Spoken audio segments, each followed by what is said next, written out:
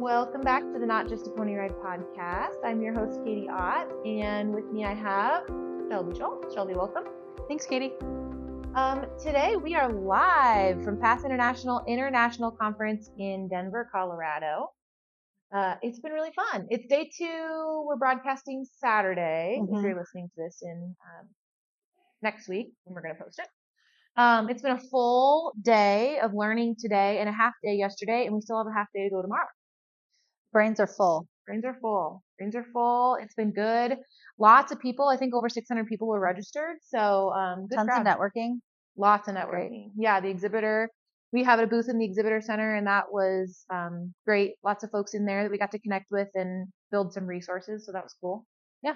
We are doing the live podcast. We put the prompt out there, if you saw it on social media, about unbalanced and balanced participants and how that pertains to our equine weight limit. So everybody knows we should set equine weight limits, right, Shelby? I hope so, yeah. We should be setting weight limits for our horses to protect them. That's a PASS standard, right? So at Hetro, we take it a step further in setting unbalanced weight limits. What does that mean, Shelby? What's kind of the history of that at Hetro? We've had that for a while. Yeah, so we've had unbalanced weight limits on our horses for as long as I've been there. So that was created before I joined the team. But it's been something that has evolved for us as an organization over the last 10 to 15 years.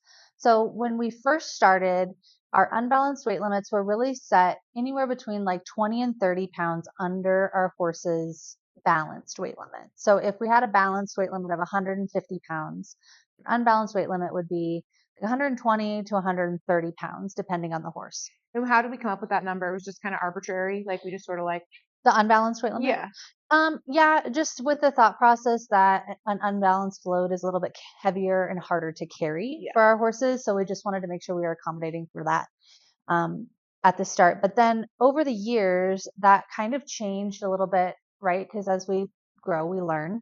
And we started to notice some things in our horses that really started to make us evaluate what those unbalanced weight limits were. And it didn't start as evaluating just the unbalanced weight limits. It really started as we were noticing some early signs of burnout in some of our horses. And so we started to evaluate why that might be. So what exact demographic of horses were we seeing those in? And when I say burnout, I mean, sometimes they were like a little bit more tail swishing, or maybe they were pinning their ears, or nothing super drastic. We try to be really proactive. But we also had a few horses who we were seeing more back pain with. So when they're grooming or they're being tacked, or when the rider's sitting down on the saddle, we were starting to notice some signs of discomfort. So we kind of took a critical look at what that population of participants was that those horses were serving. And as we looked at that, we really narrowed down that a lot of those horses were serving primarily our therapy services participants. And that's not to say that only our therapy services participants can be unbalanced. We know we have participants in our adaptive riding, therapeutic riding that are unbalanced. We have some people who are in what we call our public riding program, or that might be completely able-bodied, that are maybe not 100% balanced. Right. So as we started to look into that, it's something that brought to our attention a little bit more. And when we first started talking about it, we worked with our vet pretty closely, and the chiropractor we were working with at the time, to talk through kind of how do we think this is affecting our horses, and what could we be doing differently or better to help support them. And when we started talking about it, we really started looking at what are the difficulties for a horse that's carrying an unbalanced rider versus a balanced rider, and starting to make those accommodations. And then we started to really back that down for each individual horse. So we do still have some horses in our herd who do carry a higher unbalanced rider. So they may still be 20 pounds under their balanced weight limit. But we have some who, for example, we have one horse who has an unbalanced weight limit of about 150 pounds, or I'm sorry, a balanced weight limit of about 150 pounds, but her unbalanced weight limit is only 50 pounds because she has some history of some back soreness, some back pain, and that's really what we found is kind of her happy spot. Okay, well, there's a lot to unpack there. So before we get too far in the weeds, I want to talk about why. So what does that mean for horses biomechanically? Okay, so if we talk about Katie, it's really late at night and you're throwing biomechanically at me. biomechanically after a long day of learning, um, what does that mean for horses like when we say unbalanced, and we'll talk about what the definition of balanced, unbalanced is, which is a whole can of worms, but we will talk about that in a second.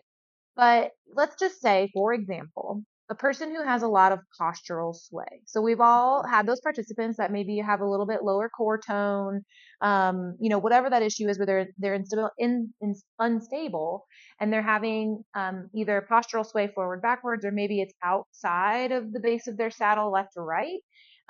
What does that mean for a horse? What are we asking them to do when they're carrying a participant that has some of that postural sway and is unbalanced? So I've thought a lot about because I do feel like people can take things and drive that home if you can come up with a real life comparison. So like when I talk about saddle fit, I talk about your shoes fitting, and then that really drives it home, saddle fit and your shoes fitting, and people start to kind of understand that. And the best thing I've been able to come up with so far, and maybe some of our listeners have a better kind of comparison, would be to like carrying like a jug of water, right? Or like a bag of water around. So if you think about like putting a big bag of water on your back and you're going to go for a walk and that water is going to slosh around every time you move.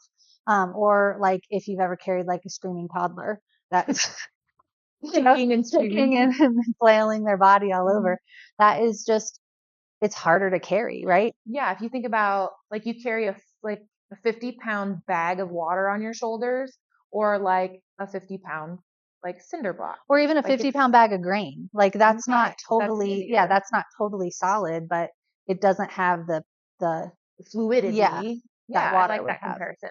So yeah, our horses are constantly accommodating for that movement, and horses are always wanting to be underneath their center of gravity, right? So that's stressful. And if we think about the anatomy of our horses, so we go into this a lot in some of our equine welfare education about the muscles of the horse's back. So we have long muscles along the entirety of the horse's spine that are responsible for like really carrying weight and changing the large shape of the horse. So they're responsible for flexion and bend throughout the body, things like that. Then we have these really small muscles that are in between each of the vertebrae, or they might span like 2 to 4 vertebrae. And those are the muscles that once they're damaged, it is really, really, really hard for those muscles to recover and become healthy again. And those are the muscles that are going to take the brunt of instability in the saddle, right? It's not necessarily those long muscles that are changing the shape of the entirety of the spine. It's the short muscles that every time something moves, it's like micro movement. Yeah, it's a micro movement. It's be similar to like, riding in a car. They say you make so many postural adjustments riding in the car. It's little tiny movements like that, but it's on their back. And it's every time, not only every time the participant that's on them moves, are they having to accommodate? It's every time they move, right? So those muscles have to do their own work every time a horse steps. Those muscles have to do work every time a volunteer sidewalker bumps into their side. Those muscles are all making accommodations in order for that horse to stay balanced. And those are the muscles that, like I said, are really hard to recover, but those are the ones that are doing the brunt of that unstable work. So when we worked through this as a lead team, basically our program director, our equine operations manager, lead therapist, lead instructor, we kind of got together and we talked about how are we going to categorize this? What's going to mean balanced? What's going to mean unbalanced? And how is this going to impact our participant pool as a whole? And our horse herd, right? We had lots of different stakeholders in this conversation, so it was important that we all got together to talk about this and decide what that was going to be. As far as how we define that, we broke it down into a few different categories, and we're not going to get into the weeds of it today. We'll talk about that here in a minute, but I guess globally, can you give me what are we defining as unbalanced? I mean, there's a few things, right? It's physical, but it's also behavioral, things that can create an unbalanced run. Yeah. So we have really started to categorize out what that balance looks like, because we all know we see participants who maybe they ride in a chair seat, but they're in a very fixed chair seat, right? That's still a hard load for our horses to carry.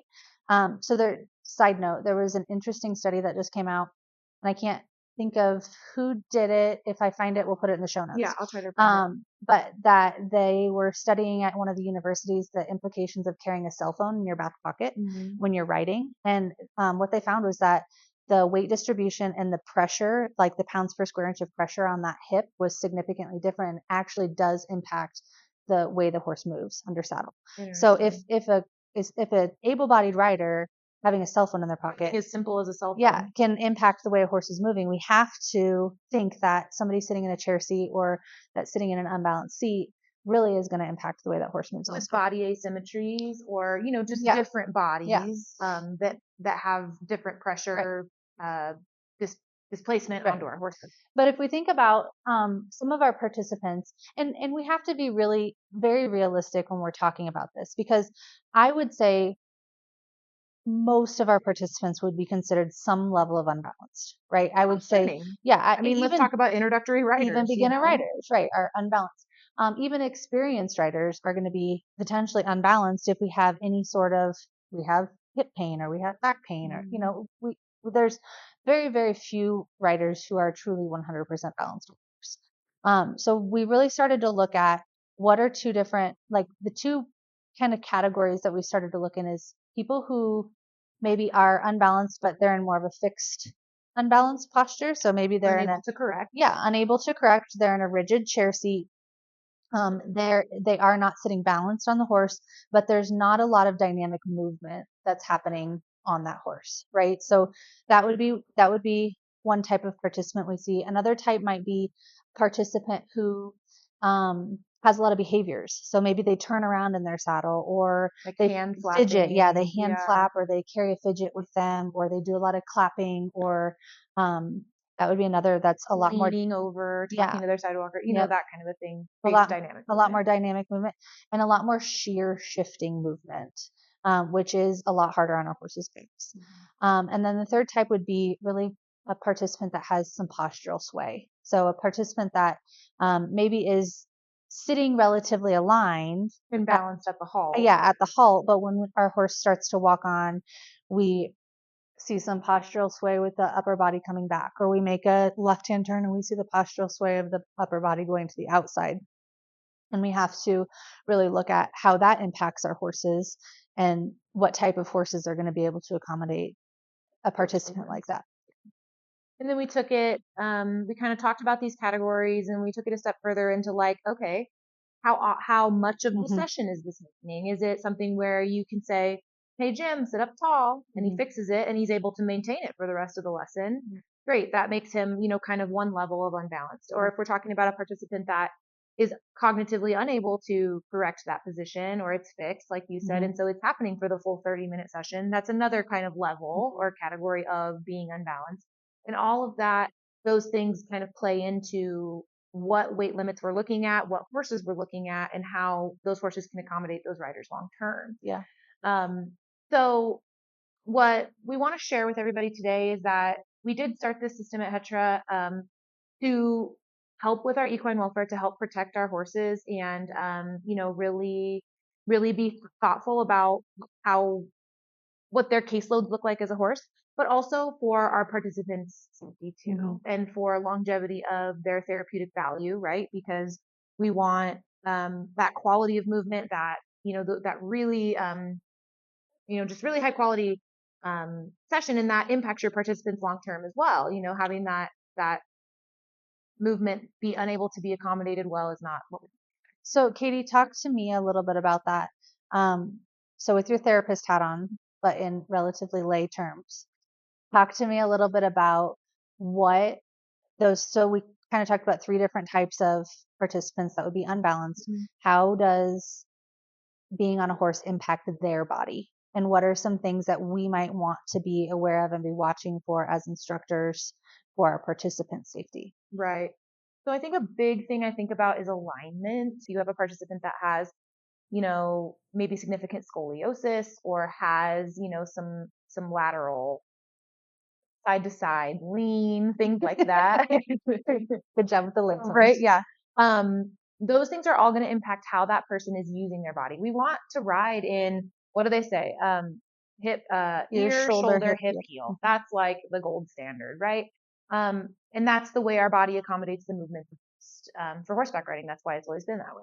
And so for a participant to ride in a position other than that, it's placing not only strain on the horse's, back, it's displacing the weight like you talked about, but it's also making our body as humans, as the rider, use our bodies biomechanically a little bit different.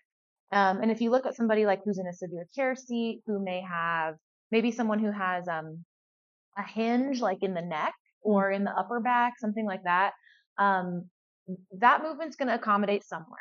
That movement has to come from somewhere. So if we're sitting very rigid and unable to get that good balanced position, that movement's just going to move to the next joint or the next set of muscle groups. That might be something you want. You might not want to place that much strain in your upper back or your neck or your lower back or whatever the case may be. And so we have to really look at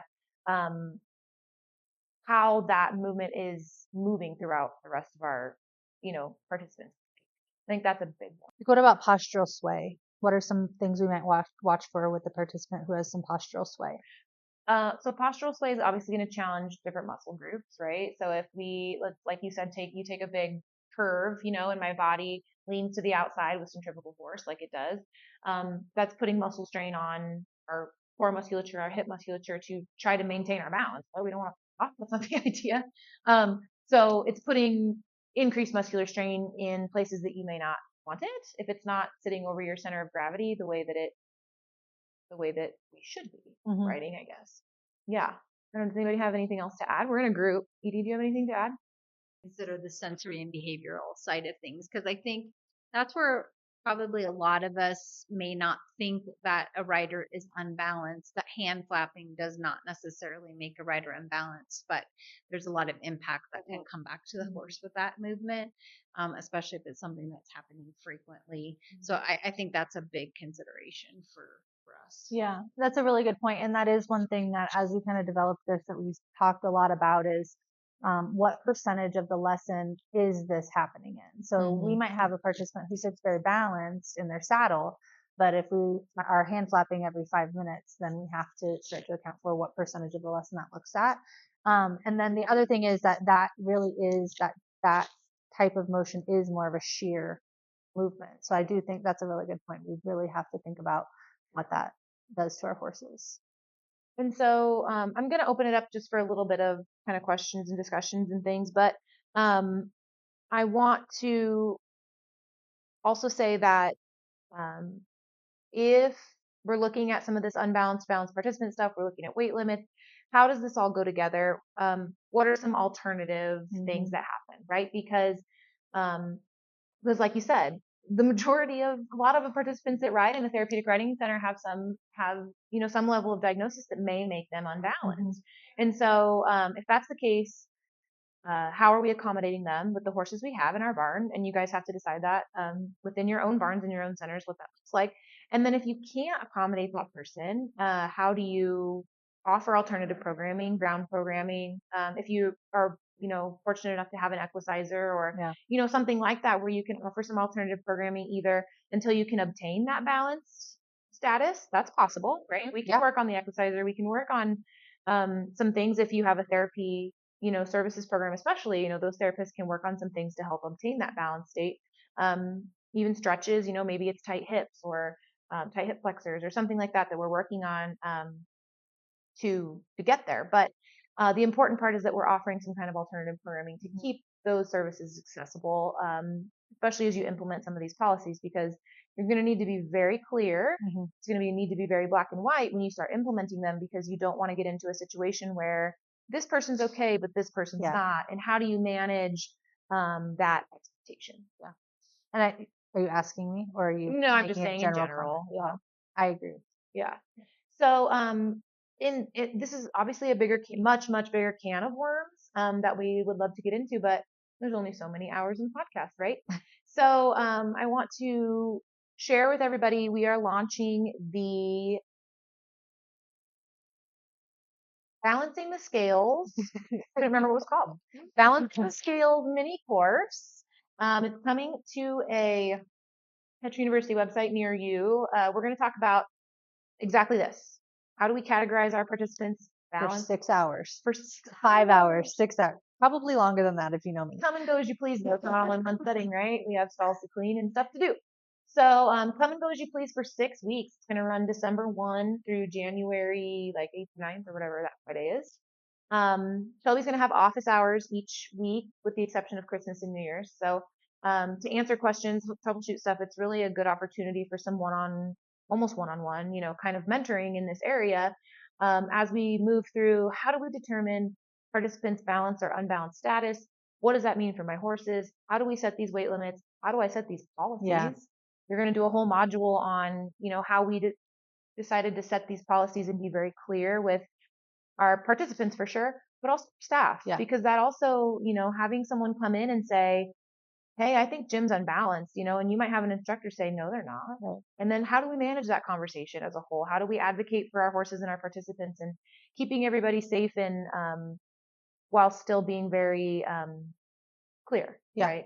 So we're going to cover all that, how we get into the decision-making process and communicating all that. So it's going to be, I'm really, really looking forward to it. I think a really needed conversation in our industry. It's time we start looking beyond just this 20% rule or Right. whatever, and I'm not saying that's a bad place to start, but it's time to start looking beyond just that general weight limit guideline that we've been using and start thinking about how some of this more dynamic movement impacts our equine welfare and our horses' sustainability and our programs long term. Yeah.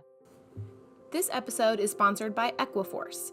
Equiforce is a database that allows you to track every facet of your organization, from horse, donor, and volunteer management to scheduling, grant tracking, incident reports, and tracking participant progress too.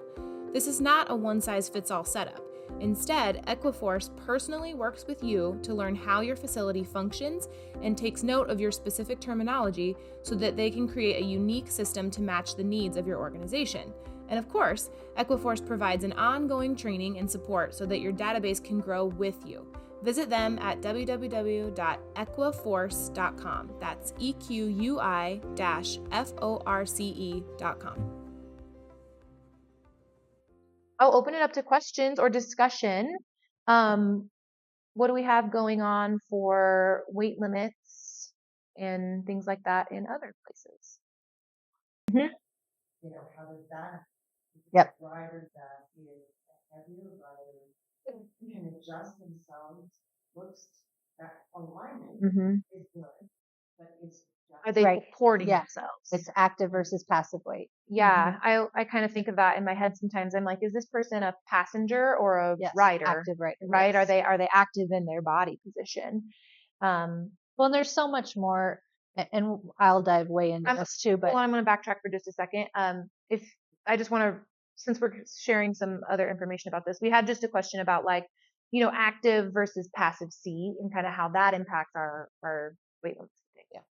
And I think we have to also take into account the body distribution of a rider too, right? So I know BMI is it's outdated. It's not super scientific anymore, but if we have 180 pounds at 6'3" or 180 pounds at 4'10", those are two really different things. And the way that person carries their body and how they use their body is very different. And we have to really think about what type of horse can accommodate that and what additional ability does that person have to keep themselves positioned. And within the mini course, I think what's really important too is we're going to do a lot of compare and contrast of photos of different horses, because we also had a comment in the audience here that a horse that's 22 and you might have a quarter horse that's 22 and a quarter horse that's 8. They might look relatively the same, even if to look at them, but think about the history. Do they have a history of lameness or do they have a swayback, or have they had stifle issues, or kind of thinking about putting together that picture that is not necessarily just this is a 1,200 pound horse, 20% of that is this, right?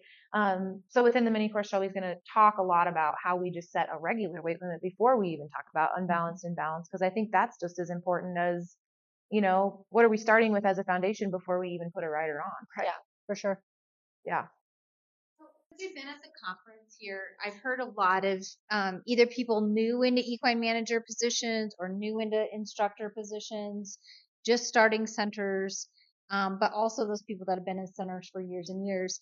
And I think one of the things we're going to face as we move forward as an industry to really focus on the equine welfare part of things is we've probably had participants riding for a period of time, 6 months, a year, maybe longer. 15 years. Yeah. That is really an unbalanced rider that the programs are no longer going to be able to serve because as that rider has gotten older, they've gotten heavier. And what does that conversation look like? Are we really prepared to have those tough conversations? What does that mean for our programs? What does that mean for our equine, our staff, our volunteers, and our participants? Because we don't ever want to not be able to serve somebody, but we also want to make it safely.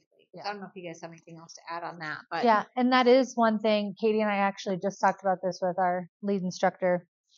I don't know, Wednesday, maybe we had this conversation Literally, yeah. about as we reevaluate this and we implement these new procedures, that is something we have to look at, because if we go forward and we say 92% of our riders are unbalanced and now they no longer fall in this weight limit, we're going to recategorize them and they fall in this weight limit. Well, I mean, the reality of that is we could end up with 60 riders that no longer can ride the horse they've been riding for who knows how long. Mm-hmm. And so I think some of that conversation has to be had as far as what is reasonable and what's realistic. And as we look at evaluating a rider's balance, we also need to look at evaluating that horse's weight carrying capacity. So if we have a horse who we have their unbalanced weight limit set at 100 pounds, and as we reevaluate our processes, we look at this rider and we say, you know what, the more we look at it, we're going to go ahead and say this rider's unbalanced. But they weigh 115 pounds and this horse has been carrying them for the last 18 months and they're doing well and they're comfortable in that class.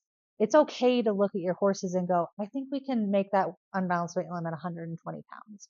If that horse is telling you it's okay, they're doing okay, they're doing those things. But we have to always be checking in with those horses. We have to make sure that the horse isn't saying no, thank you, and we're saying, well, we don't have another horse, so You you're have up, to say thank right? you. Yeah, Right. yeah, I think that's a good point. Like we shouldn't be doing that. We shouldn't be doing that, every other week, adjusting our horses' right. weight limits all the time. But it is okay to, and we should be Yeah. reevaluating those horses and where those weight limits are. Because if you're right, if they're communicating to us that they're doing well, or that could be the other way around, That they're right? not, yeah. So what's your process for communicating? Because as the equine operations manager, she's not in every single session every single day. So how are you supporting your therapist and your instructors to communicate what those horses are telling you too? Yeah. You know what I mean? How are you doing that? And so we kind of started talking about this because we're getting ready to do session observations, which we have a podcast about session observations I'll share in the show notes if you're interested in how we do that. But that's a big time for us to kind of look at globally. Number one, how are these horses doing in these lessons? But number two, how are these participants doing? Are they balanced? Are they unbalanced? Are they do we feel like they're in the right category? Have they improved? And they're, they aren't considered unbalanced anymore. And kind of looking at just the caseloads as a whole across all of them. Yeah. I do think that's something that. And I agree with that. And I think on the horse side of things, having an outsider view, not an outsider, but an outside third party view your horse's behavior, because you might only work with that horse once a week and you say, well, Jimmy, he always swishes his tail when we go for the mount, right? He always swishes his tail when we go for the mount and then do the tack check and then he's fine the rest of the lesson. But if I come into that lesson, I can go, I have never seen Jimmy swish his tail in any lesson ever. So the fact that he's saying that about this lesson and you're telling me he says it every week tells me something else is going on. And I think sometimes as instructors and therapists, whether we be at small centers or at large centers, we don't always work with those horses super closely, right? We might see them once a week, or maybe you have the same horse in all of your lessons and you do know that horse really well. Yeah, I think as we kind of wrap up here, I want to just iterate that this is an issue that everybody should be thinking about. This is a large center issue. This is a small center issue. I don't care if you have one horse or you have 30 horses. We need to be evaluating our horses' weight limits, but our participants' status, balanced, unbalanced, and what that impact is on your horse, whether it be 1 or 30. Because if you want to have sustainability within your programs, you need horses to do that. Number one. Number two, it's the right thing to do to continue to advocate for our horses and equine welfare. And I think one thing too is these are hard conversations, right? Oh, for Whether sure. it be about your participants' weight or whether it be about your participants' balance, these are really tough conversations to have. So that's one thing in this mini course that I really do want to spend a lot of time on is how can we tactfully have these conversations? How can we continue to advocate for our horses? Also advocate for our participants because we're here to serve our participants, right? So if we just say, if you're unbalanced, you can't ride, then why are we here? So we have to have some options. They are tough conversations, but they're necessary for what we do. And I think that's why we built into these live mini courses that office hours. So, those Thursdays that you're live in that course, it's kind of an optional part, but you can log in and say, Shelby, I don't know how to have this conversation and let's talk about it. Let's all learn together and share experience. We can learn from you just like you. Oh yeah. You can learn from us. So that's part of it too, is sharing different stories from different perspectives and how do we manage it? That's all we can do. Yep. Okay. Well, thank you for having this conversation. Thank you for joining us live for this show, and we'll see you down the road. That's all for today. But until the next episode launches, scroll down to the show notes and click on the link to get plugged in with us on Facebook, Instagram, or our exclusive educational club at Patreon. This podcast is presented by Hetra University, the educational arm of Heartland Equine Therapeutic Riding Academy in Gretna, Nebraska. Hetra University's mission is to provide high-quality educational offerings to the EAS community. Check out all the Hetra University has to offer at www.hetrauniversity.org.